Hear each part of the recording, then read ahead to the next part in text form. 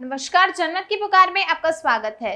बेरोजगारी एवं जाति जनगणना को लेकर दिल्ली की पैदल यात्रा करेगा विपक्ष, जैसा कहते प्रतिपक्ष नेता तेजस्वी यादव। मंगलवार को राजद प्रदेश कार्यालय में आयोजित संवाददाता सम्मेलन को संबोधित करते हुए नेता प्रतिपक्ष तेजस्वी यादव ने कहा कि बिहार के डबल इंजन की सरकार सही मुद्दों के बदले तनाव एवं बंटवारे की वातावरण तैयार करने में लगी हुई है। यही कारण है कि यहाँ शांति, अमन एवं चैन के बदले सांप्रदायिक माहौल बन चुका है। उन्होंने बताया कि एक समय बिहार में अमन, चैन एवं शांति का वातावरण हुआ करता था, लेकिन अब डबल इंजन की सरकार में भाईचारे को तोड़कर सांप्रदायिक माहौल बना डाला है, जिससे समाज में जहर फैला गया है। उनका तर्क है कि नीतीश कुमार मुद्दों से भटककर मुर्दों की बात कर रही हैं। उनका मानना है कि बिहार में बेरोजगारी की समस्या से युवा कुंठित होकर गलत रास्ते अपनाने पर आमदा हैं। बीपीएससी परीक्षा प्रश्न पत्र लीक मामले पर उन्होंने कहा कि इससे इन परीक्षार्थियों को मुआवजा के रूप में 5,000 रुपये सहायता राशि देना चाहिए। साथ ही उन परीक्षार्थियों को आयु सीमा में छूट देनी चाहिए। व्यंग भरे लहजे में उन्होंने बताया कि बिहार की कार्यशैली से लगता है कि केंद्र सरकार के बाद अब बिहार सरकार भी नागपुर के आरएसएस से संचालित हो रहा है।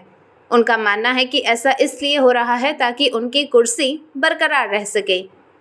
अंत में उन्होंने कहा कि बेरोजगारी मुद्दों के साथ साथ जाति जनगणना कर जल्द ही अमली जामा नहीं पहनाया गया तो पैदल ही दिल्ली मार्च करेंगे। सवाल के जवाब में तेजस्वी यादव ने कहा कि बिहार सरकार प्रमुख मुद्दों के बदले मंदिर, मस्जिद, लाउडस्पीकर एवं बुलडोजर की बात करते नहीं रखते। इसलिए देश एवं बिहार के हित में सकारात्मक आंदोलन चलाएंगे। अपने बलबूते पर जो है जातीय जनगणना कराए और सर्वसम्मति सब दल के लोग प्रधानमंत्री जी से भी मिले और अपनी बात को भी रखा और इस बात से मुख्यमंत्री भी सहमत थे। जिस बात को हमने बोला कि भाई नेशनल इंटरेस्ट का मामला है, मुख्यमंत्री जी ने भी कहा कि हाँ ये देश हित का मामला है और ये होना चाहिए। और ये भी उसके बाद भी जब भारत सरकार ने मना कर दिया, फिर हमने विधानसभा में मुख्यमंत्री जी से पूछा भाई कब कराओगे। हम ऑपोजिशन का डेलीगेशन लेकर के मुख्यमंत्री के चैम्बर भी गए, मुख्यमंत्री जी से भी मिले और मुख्यमंत्री जी ने बोला ठीक है, ऑल पार्टी मीट जो है वो बुलाएंगे। अब आप देखिए ऑल पार्टी मीट का तो उस समय कोई मतलब ही नहीं रह जाता था, लेकिन फिर भी मुख्यमंत्री कह रहे थे बुलाएंगे सबको, बात करेंगे। अब कितने महीने हो गए, यानी साफ तौर पे ये दिखाता है कि आखिर कहीं ना कहीं दाल में कुछ काला है। ये मामले को टालने का प्रयास किया जा रहा है और क्या महत्व रह जाएगा सेंटिमेंट का, जब 2 बारी बिहार विधान परिषद और सभा से पारित किया गया सर्वसम्मति से, क्या महत्व रह जाएगा। तो कहीं ना कहीं से ये जो डिले टैक्टिक्स, कहीं ना कहीं से मुख्यमंत्री बार बार डिले करने का जो टैक्टिक्स जो चल रहे हैं, ये साफ तौर पे ये दिखाता है कि इस मामले को वो दबाना चाहते हैं, इग्नोर करना चाहते हैं। लेकिन हम लोग जिस संकल्प के साथ चले थे, जो संघर्ष हुआ, उसको सही में उंगली जामा पहनाना हम लोगों का फर्ज है। आखिर कौन सी, हमारा सवाल है मुख्यमंत्री जी से कि भाई आखिर कौन सी ऐसी कठिनाई है जो आप जातीय जनगणना को लेकर के आप सभी से बात नहीं कर रहे।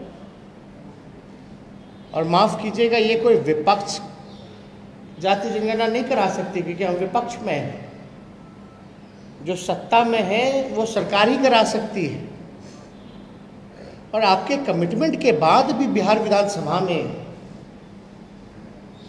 अगर ये नहीं होता है तो कौन विश्वास करेगा इस संस्था पे। कौन विश्वास करेगा? इस पद की गरिमा होती है। मुख्यमंत्री कोई बिहार विधानसभा में लोकतंत्र के सबसे बड़े मंदिर राज्य में अगर कमिट करते हैं लोगों से कराएंगे तो क्या महत्व रह जाएगा? आखिर क्या कारण है, क्या कठिनाई है कि जो जातीय जनगणना है इस पे कोई भी मौजूदा सत्ता में बैठे लोग चर्चा नहीं कर रहे। चर्चा कर रहे हैं हिंदू मुसलमान की, चर्चा कर रहे हैं मंदिर मस्जिद की, चर्चा कर रहे हैं लाउडस्पीकर की, चर्चा कर रहे हैं बुलडोज़र की। लेकिन जो वाकई में जिससे लोग तकलीफ में हैं, तनाव में हैं, उस पर कोई बात नहीं कर रहा। हम विपक्ष में हैं, हम मजबूत विपक्ष हैं और हमारा कर्तव्य है कि जो जनता के सवाल हैं, जो जनता के मुद्दे हैं, उसको हम उठाएं और उन मुद्दों को लेकर के हम सड़क पे संघर्ष करें। आप लोग सब लोग जान रहे हैं, कल जातीय जनगणना को लेकर के जब सवाल पूछा गया तो इसमें हमने कहा था कि अब कोई उपाय नहीं बचता है कि हम लोग जो हैं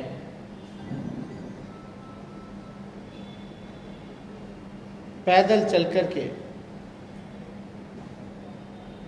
पद यात्रा करके दिल्ली कूच कर बेरोजगारी के सवाल पे और जाति जनगणना के सवाल पे। अगर पूर्व में जाइएगा तो 2011-12 में लालू जी के प्रयास से उस समय की जो यूपीए 2 की सरकार जो थी मनमोहन सिंह जी के नेतृत्व में सोशो इकोनॉमिक और कास्ट सेंसस कराए गए थे। लेकिन बाद में पता चला कि कोई डेटा जो है इसका खराब हो गया है और इस वजह से जो है पब्लिक डोमेन में इसको नहीं रखा जा सकता। उस समय भी लगातार लालू जी ने इस बात को लेकर के संघर्ष किया और राष्ट्रीय जनता दल और लालू जी के संघर्ष के बदौलत ही बिहार में 2 बारी बिहार विधानसभा और परिषद में प्रस्ताव भी पारित हुआ। जब ये पार्लियामेंट में सवाल आया, जब भारत सरकार के मंत्री ने उत्तर में जवाब में दिया कि वो नहीं कराएगी, तब हम लोग बिहार विधानसभा में उस समय मुख्यमंत्री के सामने हमने प्रस्ताव खुद रखा था खड़े होकर के, चलिए प्रधानमंत्री जी से मिलने, एक डेलीगेशन लेकर के, मानते हैं तो ठीक है वरना दूसरा प्रस्ताव। कोई मतलब नहीं है, जो केवल समाज को बांटने का काम करता है। इन सारी चीज़ों पे चर्चा चल रही है। तो इसलिए हर एक विषय को लेकर के जो देश के हालात हैं, जो बिहार के हालात हैं, सभी लोगों के साथ पार्टी में मंथन हुआ है, चिंतन हुआ है और हम राष्ट्रीय जनता दल के सभी सिपाहियों की नज़र हर एक जगह है, हर किसी पर है और जो बिहार के हित में है, जो देश के हित में है, उसको हम लोग उठाने का काम करें। और आप बताइए कि एक कॉलम लालू जी ने तो केंद्र सरकार से, जब हम बिहार सरकार में भी नहीं थे और केंद्र सरकार में भी नहीं थे यूपीए 2 में, तब एक सांसद के रूप में जो है लोगों ने सोशो इकोनॉमिक और कास्ट सेंसस करवाया यूपीए 2 में। लेकिन यहाँ इन्हीं की सरकार है केंद्र में भी और बिहार में भी। बिहार में तो पूरा अपने चाहे तो भाई अपने खर्चे पे सरकार निर्णय ले ही सकती है, देश में नहीं होगा लेकिन बिहार में तो हो सकता है। या तो एक कॉलम जुड़वा दे अपने सहयोगियों को बोल करके। सहयोगी क्या, खुद पार्ट हैं भाई, आरसीपी सिंह मंत्री हैं केंद्र में, करवा ले। क्यों नहीं करवा पा रहे हैं? एक कॉलम भी तो जोड़ना है, खर्चा नहीं होना कुछ भी। अब बताइए, असम में जाके गृह मंत्री जी कह रहे हैं कि ऐप बनेगा, ऑनलाइन जो है वो सर्वे करेंगे कि क्या करेंगे नहीं करेंगे। रे भाई, अगर एप्लीकेशन भी बन रहा है तो एप्लीकेशन में भी एक कॉलम जुड़वा दीजिए। एक कॉलम तो जुड़ ही ना सकता एप्लीकेशन में। जो खर्चा है, और साइंटिफिक डेटा तो होना ही चाहिए, पता तो चलना ही चाहिए, तो उस एप्लीकेशन में एक कॉलम ही तो जोड़ना है। खर्चा भी जीरो रहेगा। या तो वो करवा लें, या तो राज्य सरकार या नीतीश कुमार जी कैबिनेट में ला करके प्रस्ताव जो है वो पारित कर दें। नहीं तो अपनी स्थिति स्पष्ट करें, बोल दें कि हम बड़े कमज़ोर हैं, हम पे भारी दबाव है, हम अपने कुर्सी के लिए कुछ नहीं कर सकते, यही बोल दें। लेकिन हमको इंतज़ार रहेगा कि 48 घंटे और 72 घंटे के अंतर हमको समय देते हैं कि नहीं देते हैं। अगर समय देते हैं तो हम जा कर के जो बिहार की जो भावना है, जो लोगों की उम्मीदें हैं, उस बात को जो है सारे बिहार की लोगों के ओर से हम जो है, सभी विपक्ष की ओर से हम जो है अपनी बात को मुख्यमंत्री जी के समक्ष यह कैबिनेट में पारित करना है। कैबिनेट में बुला करके भाई एक कैबिनेट जो रेजोल्यूशन पास करना है, और इसमें क्या स्टडी है सब कुछ हम लोगों ने मुख्यमंत्री जी को बता दिया कि और जो राज्य है साउथ में हो या अनेक राज्य है, उन्होंने अपने राज्य खजाने से जाति जनगणना कराई है। वो मॉड्यूल भी दे दिया गया है, सब कुछ बता दिया गया, तो उनको तो बात करनी चाहिए। और हमको भी कोई हिचक नहीं है, हम छोटे हैं, हम किसी से भी बात कर सकते हैं इस मुद्दे को लेकर के। और हम तो प्रधानमंत्री तक लेकर के लोगों को, ये हमारा ही प्रस्ताव था। तो मुख्यमंत्री जी सब लोगों से बात करें, अपने स्थिति को स्पष्ट करें, एक क्लियर बात बताएं कि भाई क्या करना चाहते हैं, या करना भी चाहते हैं तो कब तक करेंगे। और हम बार बार मुख्यमंत्री जी को कह रहे हैं कि आपका यही मॉडल चला बिहार विशेष राज्य के दर्जा को लेकर के। अब बिहार विशेष राज्य का दर्जा आपको नहीं चाहिए। अद्भुत है कि मुख्यमंत्री कहते हैं कि भाई नीति आयोग का रिपोर्ट में सबसे अगर फिसड्डी राज्य बिहार है तो बिहार को विशेष राज्य का दर्जा दीजिए। लेकिन वहीं दो उप मुख्यमंत्री हैं, वो कहते हैं कि बिहार को विशेष राज्य का दर्जा की जरूरत ही नहीं है। ये कैसे सरकार चल रहा है? ये कितना बड़ा कॉन्ट्रडिक्शन है। आप क्या निर्णय ले रहे हैं भाई? लोगों को आपका उत्तरदायी ये जवाबदेही है कि आप अपने स्थिति को स्पष्ट कीजिए।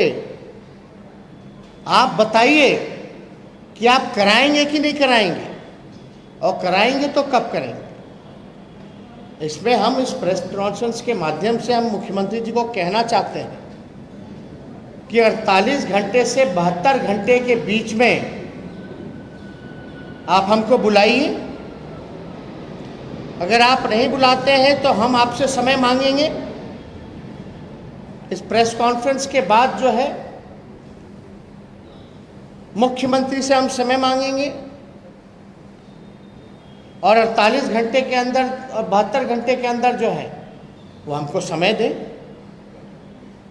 और पूरी बात बताएं, इरादा बताएं कि क्या करना चाहते हैं।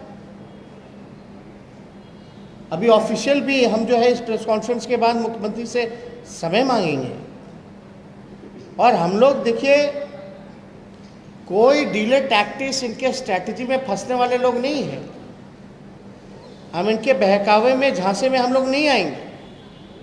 अगर समय नहीं मिलता है 48 घंटे और 72 घंटे के भीतर, तो हम जो है आगे की रूपरेखा जो है इसको लेकर के हम लोग तय करेंगे। हम सब लोग पार्टी के लोग हैं, यहाँ उपस्थित हैं, और देखते हैं इंतज़ार है कि मुख्यमंत्री जो है समय देते हैं कि नहीं देते हैं। लेकिन अद्भुत है कि इतना कुछ हो जाने के बाद भी कि क्या कारण है, या ताकत नहीं है मुख्यमंत्री को, क्या काम, जब कोई काम ही निर्णय ही नहीं ले पा रहे खुद से, तो आप समझ सकते हैं जब सर्वसम्मति से पास है, बोलते हैं कि हम करेंगे, तब भी ये चीज़ नहीं कर पा रहे हैं, तो और सारी चीज़ों में बिहार सरकार कैसे चल रही है, बिहार के लोग क्या झेल रहे हैं, ये साफ दिखाता है कि मुख्यमंत्री जी पूरी तरीके से जो आरएसएस नागपुर से दिल्ली तो चल ही रहा, लेकिन इनके काम करने के तरीके से ऐसा लग रहा है कि बिहार सरकार भी नागपुर से चल रही है। और हम सब लोग किसी भी हालत में जातीय जनगणना को दमखम से हम लोग उठाने का काम करेंगे। बेरोजगारी का जो सवाल है, आपने देखा ही होगा प्रश्न किस प्रकार से लीक हो रहा, कोई सुनने वाला नहीं, कोई कार्रवाई नहीं, किसी को कुछ पता ही नहीं कि पेपर भी लीक हो रहा है भाई बीपीएससी का। अब बीपीएससी का पेपर लीक हो रहा है लेकिन किसी को कुछ नहीं पता, ऐसे कैसे चलेगा। हमने तो ये भी मांग किया था कि उन छात्रों को जो दूर दराज से है, कम से कम 5,000 मुआवजा दीजिए। और कौन जवाबदेही लेगा, कौन जिम्मेवारी तय करेगा। अगर सरकारी नौकरी से किसी का उम्र खत्म हो जाता है इनके पेपर लीक और परीक्षा रद्द, बार बार रद्द से, तो उनके लिए विशेष प्रावधान करना चाहिए कि जितना समय बर्बाद हुआ है, अगर उम्र खत्म हो जाती है तो उनको सरप्लस टाइम आगे जो है उन छात्रों को अकोमोडेट करके मिलना चाहिए। यह सरकार को नीति बनानी चाहिए। ये बात हमने पिछले अपने मैनिफेस्टो में भी, जो हमारा संकल्प था, इसमें भी हम लोगों ने इंक्लूड किया था कि बार बार बीपीएससी के परीक्षा रद्द होने से, रिजल्ट देरी होने के कारण जो छात्र छात्राओं का उम्र खत्म होता है उसको इसमें इंक्लूड किया जाए। बेरोजगारी है, हर जगह जो है लाठी डंडा चल रहा है, किसी को न्याय नहीं मिल रहा। तो इन सारे मसलों को लेकर के हम लोगों के पार्टी में सभी सीनियर वरिष्ठ नेताओं के साथ हमारी चर्चा हुई है, बात हुई है, और हम लोग पूरी तरीके से तैयारी कर रहे हैं कि जो हम लोगों ने संकल्प उठाया था। अब बताए भाई, भाजपा के लोग 19 लाख रोजगार कब देंगे? ये डबल इंजन की सरकार है। कमिटमेंट, अपना कमिटमेंट तक पूरा नहीं कर पाते ये लोग। अउल जुलूल बयान जो है, जिसका कोई मकसद नहीं है, वो सारी बातों पर चर्चा हो रही है, बयान दिलवाया जा रहा है, दिया जा रहा है। सत्ताधारी दल के विधायक से लेके मंत्री तक क्या क्या नहीं बोल रहे, अब मुख्यमंत्री खामोश बैठे हुए, कोई कदम नहीं उठा रहे, किसी को फटकार नहीं लगा रहे, किसी को निकाल बाहर नहीं कर रहे। सांप्रदायिकता फैल रही है, कहीं कोई मंदिर पे झंडा लगा रहा है, अब मुख्यमंत्री से कोई कार्रवाई नहीं की जा रही, हाथ लगा के बंधा हुआ है। तो कहीं ना कहीं से तो निर्णय तो लेना पड़ेगा। अगर आपने हमारा अभी तक चैनल सब्सक्राइब नहीं किया है तो कृपया चैनल सब्सक्राइब कर लें, लाइक करें, शेयर करें, कमेंट करें। तो मिलते हैं फिर किसी और खबरों के साथ। नमस्कार।